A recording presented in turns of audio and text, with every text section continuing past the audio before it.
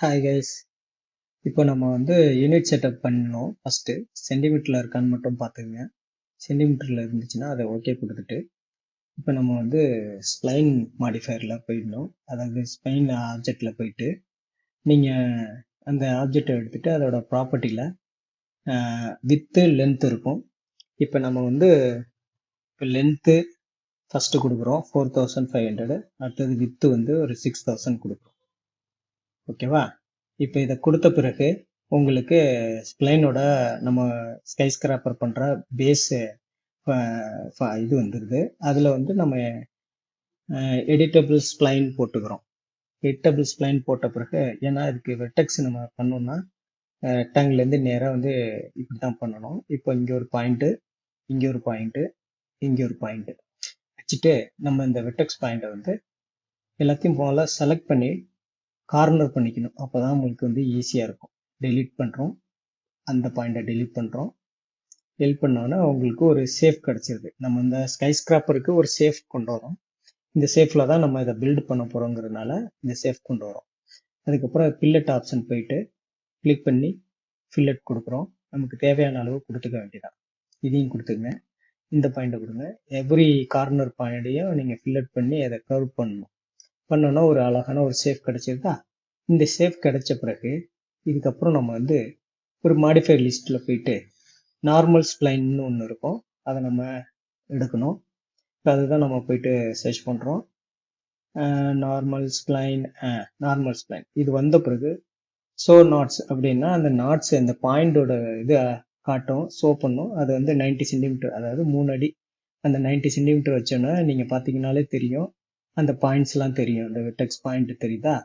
இந்த பாயிண்ட் எல்லாம் எடுத்துக்கிட்டு இப்போ நம்ம என்ன பண்ணுறோம் அப்படின்னா எக்ஸ்ட்ரூட் கொடுக்குறோம்.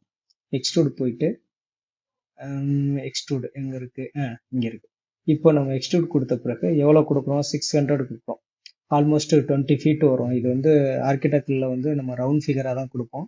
அதனால இதை 600 கொடுக்குறோம். நம்ம ஸ்கை ஸ்கிராப்பர் பண்ணும்போது இதோட பில்டிங் எப்போவுமே கமர்ஷியல் பில்டிங்னால நல்ல ஹைட்டாக தான் இருக்கும்.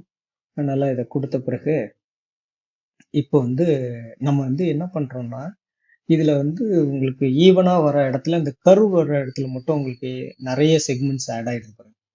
இது ஆட் ஆகாமல் இருக்கணும்னா நம்ம போயிட்டு இதில் இன்டர்போலேஷன் இருக்கும். அது இதில் வருதுன்னா ரெக்டாங்கிளில் வரும். அந்த வந்துருச்சு, ரெக்டாங்கிளில் வருதா? இதில் போயிட்டு அந்த இன்டர்போலேஷன் ஸ்டெப்ஸை 0 பண்ணிட்டீங்கன்னா ஈவனாக நம்ம நார்மல் ஸ்ப்ளைனில் கொடுத்த அந்த நாட்ஸ் வெர்டெக்ஸாக உங்களுக்கு ஈவனாக வந்துடும். அதாவது 90 சென்டிமீட்டருக்கு ஈக்குவலாக எல்லாமே வந்துடும்.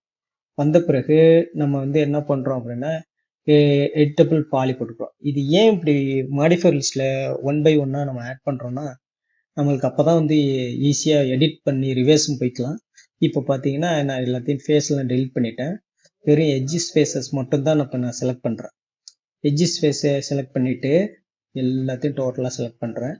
செலக்ட் பண்ண பிறகு இப்போது நான் என்ன பண்ணுறேன்னா நேராக சாம்பர் மாடிஃபையர் அதில் போயிட்டு அந்த ப்ராப்பர்ட்டியில் போயிட்டு 5 சென்டிமீட்டர் கொடுக்குறேன். 5 சென்டிமீட்டர் கொடுத்த பிறகு 0 பண்ணுறேன். அதாவது இந்த செக்மெண்ட்ஸ் எத்தனை வேணும் அப்படிங்கிறதுல அதில் 0 பண்ணிடுறேன். 0 பண்ண பிறகு ஓப்பன், அதாவது சாம்பர் இன்வெர்ட் ஓப்பன் இருக்கும், அதை கிளிக் பண்ணுங்கள். கிளிக் பண்ணோன்னா ஆட்டோமேட்டிக்காக பார்த்தீங்கன்னா உங்களுக்கு அந்த ஃப்ரேம்க்கான அளவு இன்வெர்ட் ஆகி உங்களுக்கு அழகாக வந்துடும். இந்த ஸ்பேஸ்லாம் பாருங்களேன் எப்படி இந்த எட்ஜஸ் ஃப்ரேமாக நம்ம கன்வெர்ட் பண்ணுறோம். இப்போ போயிட்டு செல் ஆப்ஷன் போயிட்டு நம்ம செல்லு எங்கே இருக்குது? செல்லு இந்த இருக்குது. செல் கொடுத்தோன்னா பாருங்கள் அந்த ஃப்ரேம்க்கான இந்த நம்மளோட அதோட திக்னஸ் வந்துடுது. இந்த திக்னஸ் நம்ம எக்ஸ்ட்ரா பண்ணுறோம்ல, அப்போது அது இன்னரில் 30 சென்டிமீட்டரும் அவுட்டரில் 10 சென்டிமீட்டரும் கொடுப்போம். சாரி, +10 சென்டிமீட்டர் கொடுத்தோன்னா ஆட்டோமேட்டிக்காக ஒரு 40 சென்டிமீட்டருக்கான அந்த ஃப்ரேம் கிடச்சிரும். இந்த ஃப்ரேம் ஃபுல்லாக வந்துருச்சா? வந்த பிறகு இப்போ நம்ம என்ன பண்ணுறோம் அப்படின்னா இது எல்லாத்தையும் அழகாக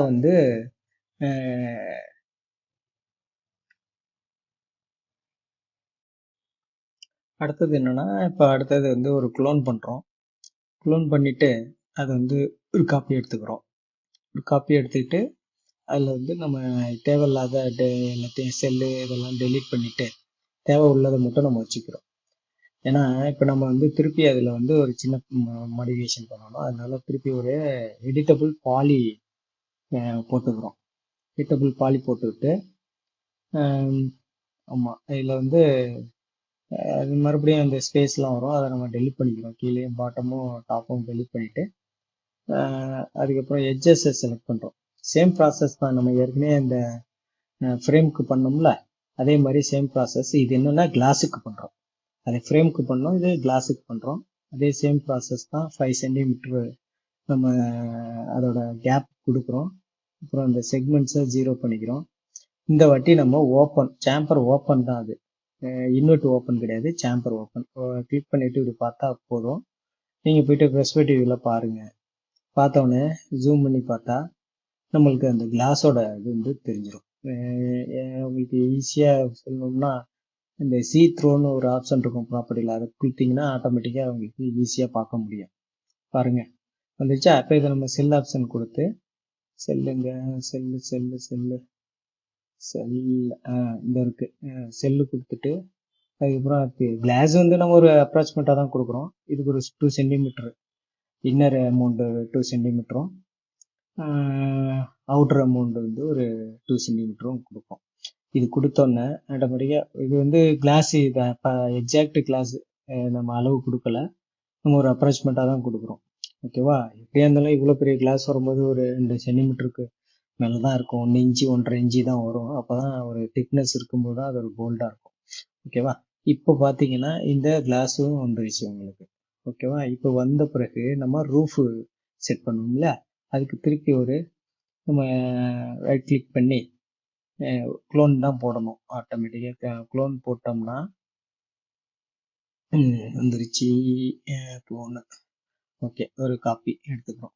என்னன்னா இந்த ஸ்ப்ளைன் அதோட பேஸ் ஸ்ப்ளைன் இருக்குல்ல, அதை நம்ம எடுத்து தானே ஆகணும். இப்போ அதுக்காக இப்போ நம்ம திருப்பி ஒரு ஸ்ப்ளைனை க்ளோன் போட்டுட்டு அது தேவையில்லாத எல்லாத்தையும் நம்ம டெலிட் பண்ணி விடணும்.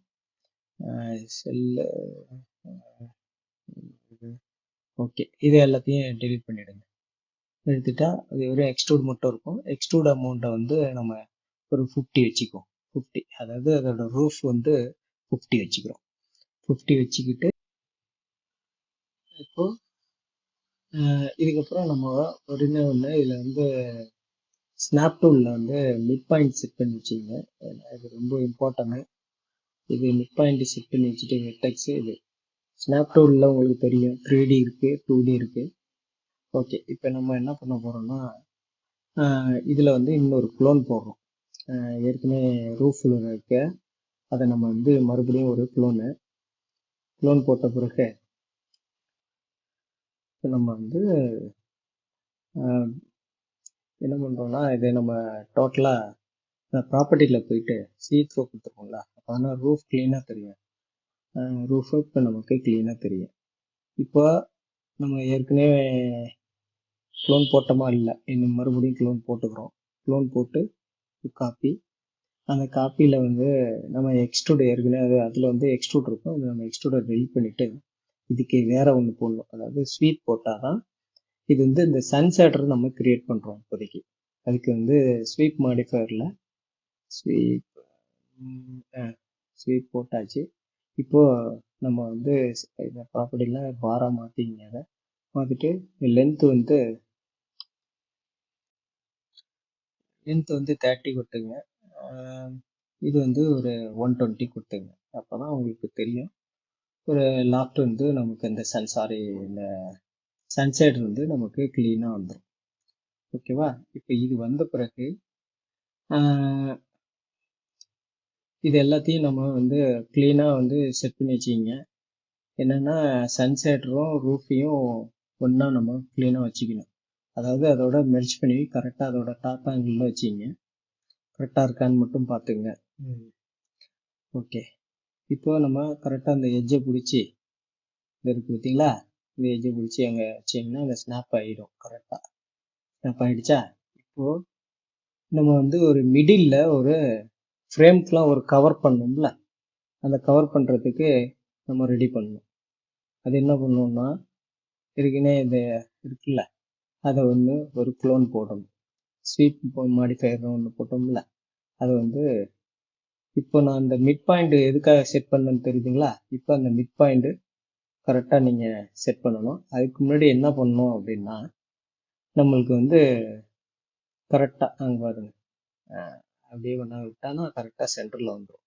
இப்போ நம்ம ஸ்வீப் மாடிஃபையரில் போயிட்டு இது எவ்வளோ அளவு வேணுமோ அதை வந்து வச்சுக்கலாம். ஒரு 10 சென்டிமீட்டர் இருக்கலாம். அதே மாதிரி இதோட வித்து லென்த்து 10 சென்டிமீட்டர் இருந்தால் போதுமானது. ஓகே, இப்போ சென்டராகவும் க்ரியேட் பண்ணிட்டோம். ஓகேவா? இப்போ டோட்டலாக வந்து நம்ம என்ன பண்ணுறோம் அப்படின்னா, இதை குரூப் பண்ணணும். குரூப் பண்ணுறதுக்கு ஃபுல்லாக செலக்ட் பண்ணி, ஓகேவா, ஃபுல்லாக செலக்ட் பண்ணி குரூப் பண்ணிக்கிங்க. குரூப் பண்ண பிறகு நம்ம என்ன பண்ணுறோம் அப்படின்னா, இதை நம்ம அடுத்தது காப்பி பண்ணி எத்தனை வேணுமோ கொடுக்கணும். அதுக்கு மாடிஃபையரில், அதாவது நம்ம இது பைவட் மாடிஃபையரில் போயிட்டு அந்த ப்ராப்பர்ட்டியில் அஃபெக்ட் ஒன்லி, அப்போனா அந்த மாடிஃபையரில் வந்து நம்ம எங்கே இந்த பாயிண்ட் வைக்கணுமோ கரெக்டாக கொண்டாந்து அதாவது எட்ஜில் வச்சிடலாம். எட்ஜில் வச்ச பிறகு நீங்கள் காப்பி பண்ணி கரெக்டாக கொடுக்க முடியும். ஓகேவா? இப்போ 10 கொடுத்துருங்க. 10 கொடுத்த பிறகு ஆட்டோமேட்டிக்காக உங்களுக்கு ஸ்கை ஸ்கிராப்பர் ரெடி ஆகிடும். இதான கைஸ், நம்ம வந்து ஈஸி மெத்தடு இது. இதே மாதிரி இந்த மாடிஃபையர் லிஸ்ட்டில் என்னென்ன நம்ம யூஸ் பண்ணியிருக்கோம் அப்படிங்கிறத வச்சு நீங்கள் ஒரு ஸ்கை ஸ்கிராப்பர் பில்டிங்கை என்ன வேணுமானாலும், எந்த வகையானாலும், எந்த டிசைன் ஆனாலும் நீங்கள் செய்ய முடியும். Thank you guys. நெக்ஸ்ட் வீடியோவில் சந்திப்போம்.